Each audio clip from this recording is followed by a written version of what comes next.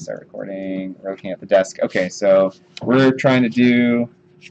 Oh. Oh, I pressed the thing. Yeah, show it. We're trying to do a waveform candle. That middle one right there, and the Kennedy already has some basic geometry laid out. We're trying to figure out the best way, or at least one good way of maybe making this wave candle happen. So let me try a couple things really quick. So I'm going to use some of your lines here.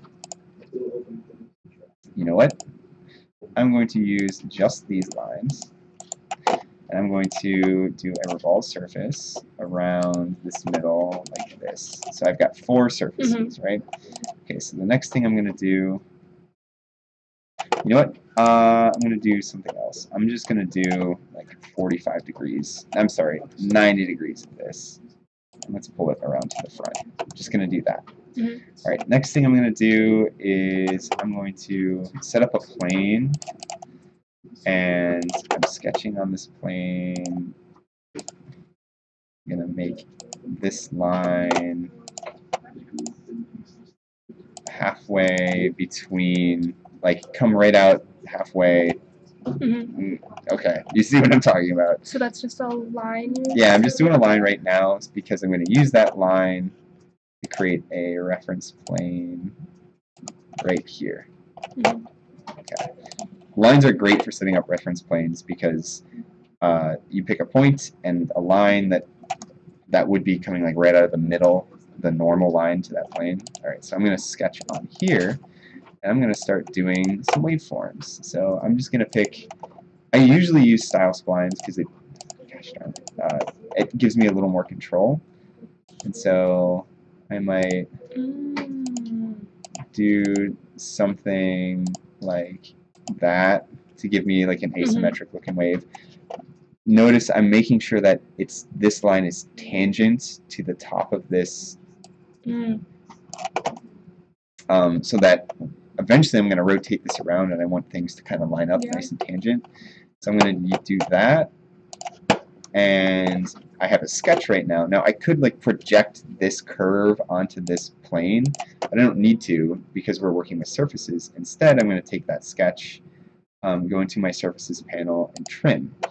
And I can either keep selections or remove selections, whatever is easier for you. In this case, I kind of want to see what my wave looks like, so I'm going to keep that and say OK. Alright, okay, so now I'm going to make another sketch on this plane. Go normal to it, do another style spline up at the top here, and maybe do a bigger wave, something like that. And same thing, while I'm in the sketch, I can do this too. Trim surface, keep that section, okay. So you can see we could do a bunch of sketches here. The next thing I'm going to do is, I'm going to save.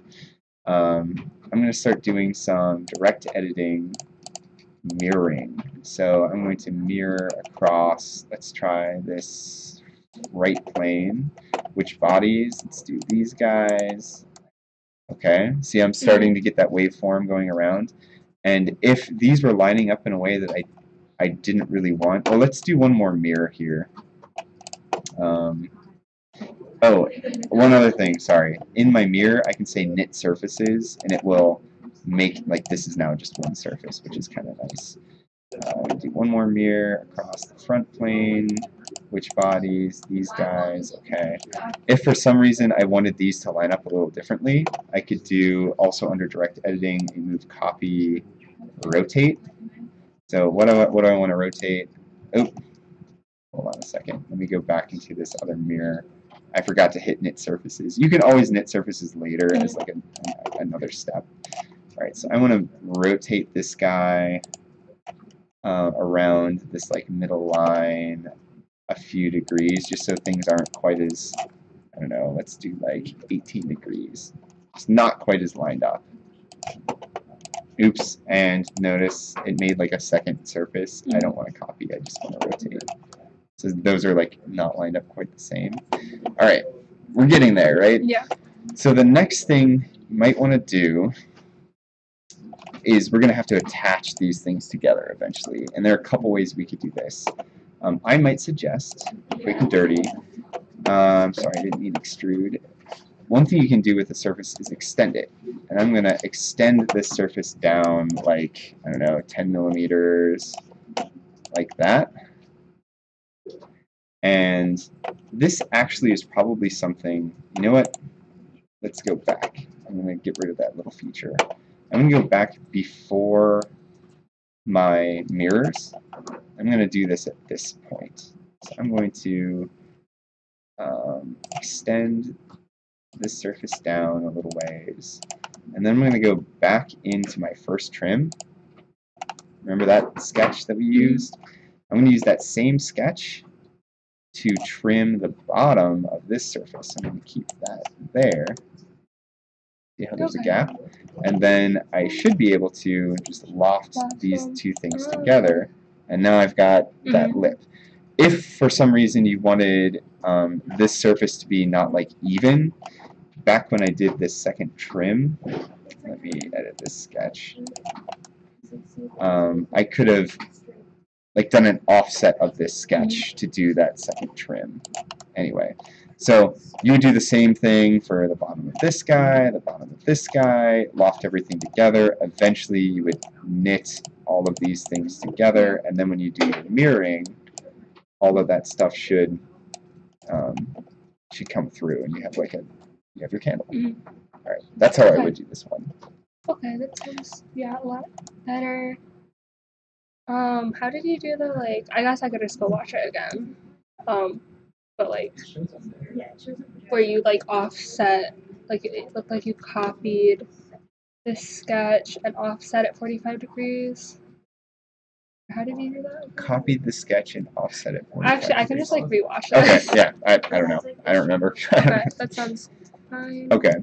One other thing you just want to watch with like those lofts, it looks like it gave us kind of a like a little edge there, so you might want to go back and fillet those. Sometimes it makes more sense to fill it after you convert to a solid. So at some point you're going to have to turn this into a solid, and I'll just show you how I would do that too. For the bottom face here, you can do a planar surface, pick the outline, say okay, cool, it's capped. For the top, if you have something that is organic, there's this great surface called a filled surface, where same thing, you can pick all the lines around this boundary.